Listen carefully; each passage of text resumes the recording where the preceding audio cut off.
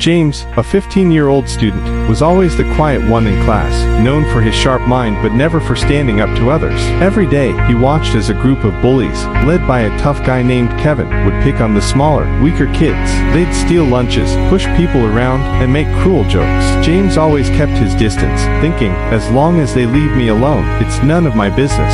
One day, the bullies set their sights on a new student, Tim, a shy boy who had just transferred to the school. Kevin and his gang cornered him during lunch, laughing as they pushed his books to the ground. James watched from a distance, but something inside him couldn't just sit back any longer. He knew what it felt like to be on the outside, and today was the day he decided to step in. "Hey, Kevin," James called out, walking towards the group confidently. Kevin turned and laughed. "Oh look, the nerd wants to play hero." But James wasn't intimidated. "Leave Tim alone. He hasn't done anything to you." Kevin smirked. "Or what?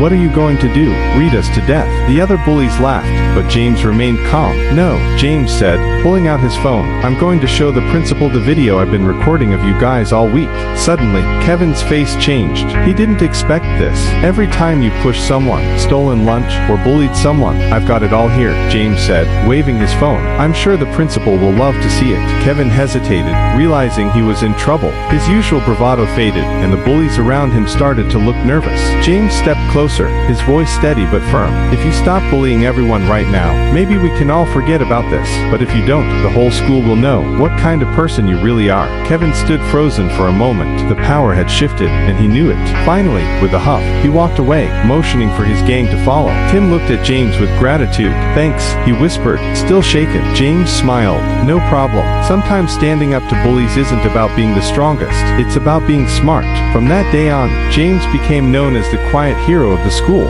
He didn't need to fight or shout to make a difference. He just needed to stand up for what was right.